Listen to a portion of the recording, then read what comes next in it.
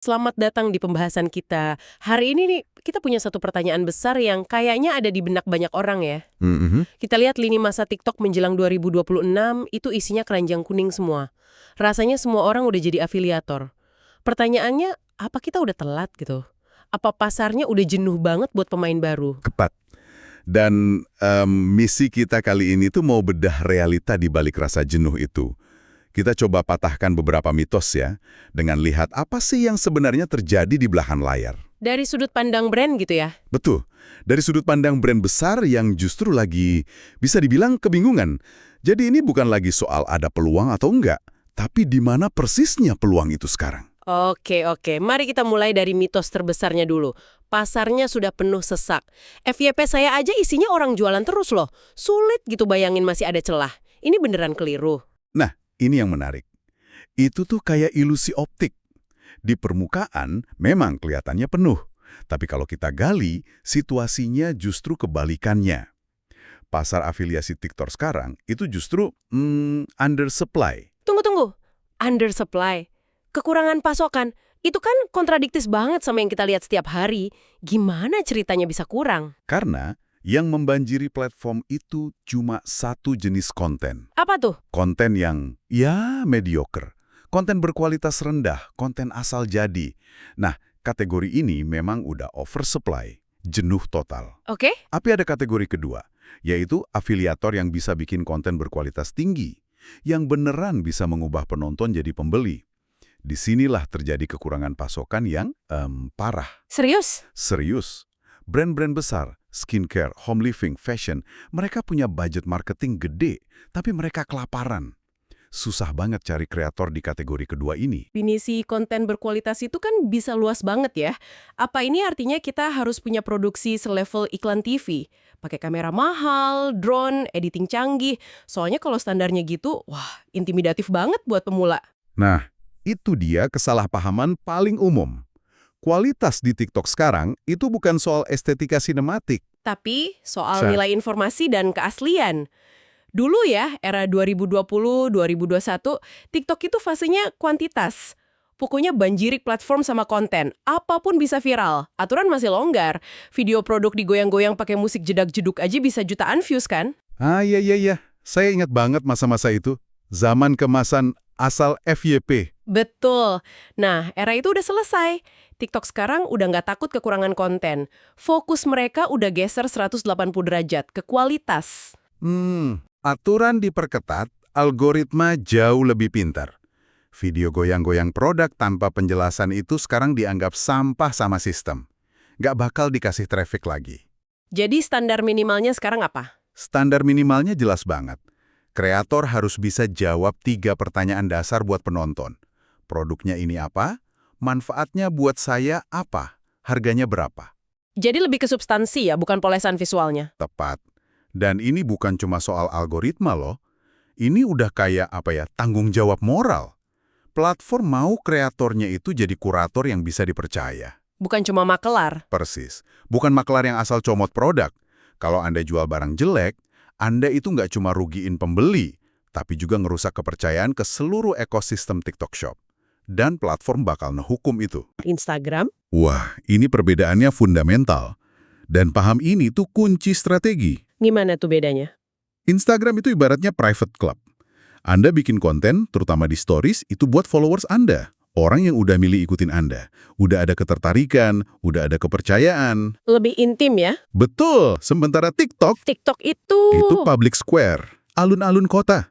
Anda bikin konten buat non-followers. Tujuannya muncul di FYP orang asing yang nggak kenal Anda sama sekali.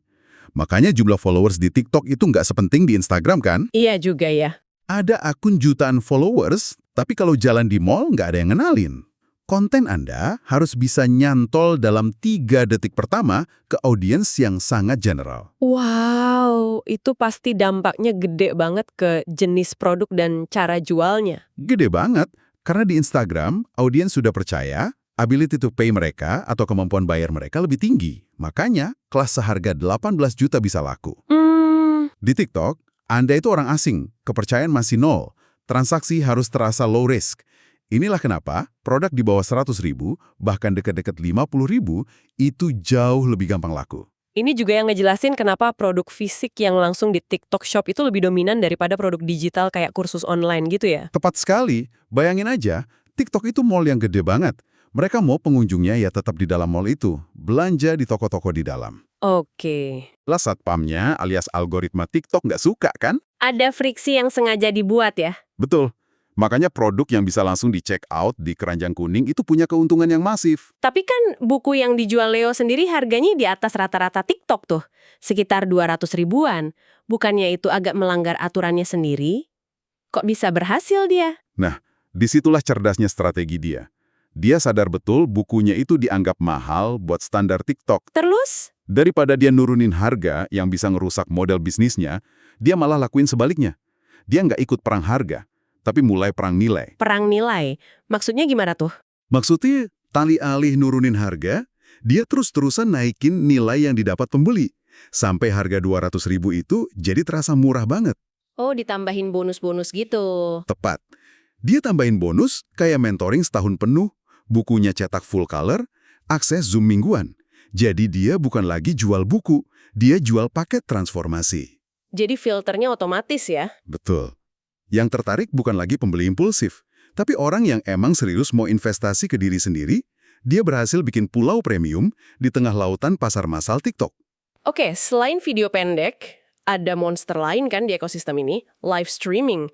Kelihatannya tuh capek banget ngomong sendirian berjam-jam. Di lapangan beneran sebrutal itu? Brutal itu kata yang pas. Ada 2 syarat utama buat bertahan di dunia live affiliate. Pertama, dan ini yang paling dasar, adalah kekuatan mental. Mental ya? Ya, realitas buat pemula itu pahit banget. Anda bakal natap layar, lihat penonton dari 1 ke 0, balik lagi ke 1. Dan di momen itu, Anda harus tetap ngomong dengan energi penuh seolah di depan ratusan orang. Itu tes mental paling murni. Dan yang kedua saya tebak, ini bukan jalan pintas jadi kaya. Sama sekali bukan. Syarat kedua itu, kesadaran penuh bahwa Anda lagi nuker waktu dengan uang, secara harfiah. Ini bukan pendapatan pasif. Anda harus rela duduk di depan kamera berjam-jam. Penghasilan Anda itu lurus banget sama durasi dan konsistensi Anda siaran. Oke, mental baja, siap tukar waktu. Tapi Len nggak mungkin selamanya gitu dong. Nggak ada orang bisa live 24 jam, gimana cara bisnis ini diskalakan? Biar bisa tumbuh tanpa kita jadi zombie. Nah, disinilah strategi bangun tim jadi krusial. Dan pendekatannya itu sangat kontraintuitif. Gimana tuh? Bukan pengalaman. Merekrut potensi? Maksudnya rekrut orang yang belum pernah live sama sekali. Wah, itu kan riskan banget. Memangnya mantan MC atau penyiar radio gitu bisa langsung adaptasi sama kultur jualan TikTok yang serba cepat? Risikonya ada kalau Anda lempar mereka langsung ke kolam hiu. Kuncinya itu di sistem dan kurikulum pelatihan. Oh, ada pelatihannya. Tentu, justru lebih gampang ngajarin teknis live streaming ke orang yang dasarnya udah punya mental panggung dan jago komunikasi, daripada sebaliknya. Kurikulumnya juga bertahap. Contohnya? Minggu pertama mereka nggak jualan sama sekali. Tugasnya cuma 1, belajar interaksi sama penonton, baca komen, jaga energi. Minggu kedua, baru kenalan sama 1 produk. Pelan-pelan, biar nggak mabuk. Dan saya dengar Leo sendiri masih rutin live tiap hari. Saya kira di level itu udah delegasi penuh. Dia coba buktiin apa sih dengan tetap turun gunung gitu? Justru sebaliknya, kehadirannya di live itu bukan lagi soal ngejar omset pribadi. Tapi soal? Itu soal menetapkan standar dan bangun budaya. Itu cara dia ngomong tanpa kata-kata ke timnya. Ini standar kerja di sini. Kalau bosnya aja masih berjuang sekeras ini, nggak ada alasan kalian nggak. Itu bikin etos kerjanya kuat banget. Oke, kita udah banyak banget nih bahas dari sisi kreator. Coba kita putar balik. Kalau kita ini pemilik brand, TikTok ini sebuah keharusan, bukan? Apa setiap bisnis, apapun itu, wajib punya KTP di TikTok sekarang? Jawaban singkatnya, ya. Konsepnya itu omnipresence, hadir di mana-mana. Paling tidak, setiap brand harus punya pelang nama di TikTok. Bukan cuma soal jualan ya? Bukan melulu soal jualan, ini soal tetap relevan. Audiens Anda, sadar atau enggak, ada di sana. Tunggu dulu. Ide bahwa setiap brand harus ada di TikTok, apa nggak berlebihan? Misal brand B2B yang jual alat berat atau bahkan batu bara. Masa mereka juga harus bikin konten? Nggak berisiko brandnya jadi kelihatan murah gitu? Resiko itu absolut ada. Disitulah tantangannya. Ini bukan berarti brand mewah kayak YSL harus bikin konten jedak-jedukan, tentu tidak. Lalu, Tapi mereka bisa bikin live streaming eksklusif sama makeup artis profesional. Penjual batubara mungkin nggak perlu joget, tapi bisa bikin video sinematik proses penambangan yang megah. Poinnya bukan niru tren, tapi cari cara otentik buat hadir di platform itu. jadi kuncinya di adaptasi kontennya, bukan asal ikut-ikutan. Tepat. Dan jangan pernah remehkan potensi pasarnya. Ada anekdot kuat banget dari penjual mobil bekas di Medan, namanya Kofirbert. Awalnya, ide jual mobil barang ratusan juta di platform yang audiensnya dianggap nggak punya daya beli itu kayak lelucon. Semua orang meragukan ya. Semua meragukan. Terus apa yang terjadi? Sekarang, dia bisa jual ratusan unit mobil bekas tiap bulan. Murni dari traffic TikTok. Wow. Orang datang ke showroom sambil nunjukin video. Bang, saya lihat mobil ini di TikTok. Fenomena ini gede banget sampai mengubah ekosistem bisnis di satu jalan di Medan.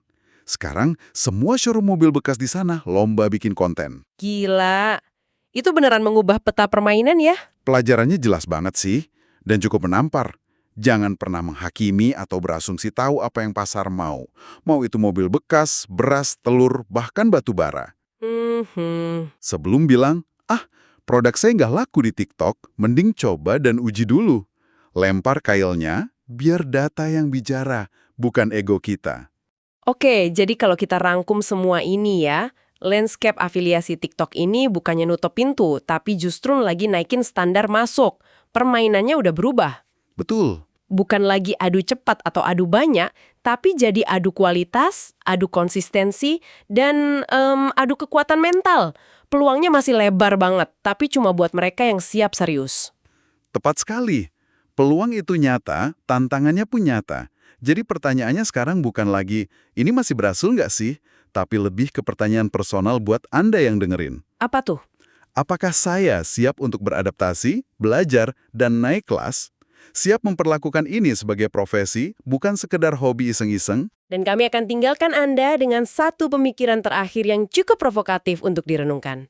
Dikatakan bahwa saingan terberat seorang afiliator pemula itu bukan sesama pemula loh, tapi mereka yang benar-benar cari nafkah dari sana. Ibu rumah tangga yang butuh uang susu anaknya, kepala keluarga yang baru kehilangan pekerjaan. Mereka bertarung untuk bertahan hidup. Nah, dengan pemikiran itu, juga Anda harus memilih satu hal kecil untuk diubah besok pagi agar kualitas konten Anda bisa bersaing dengan mereka yang paling lapar. Kira-kira apa ya hal itu?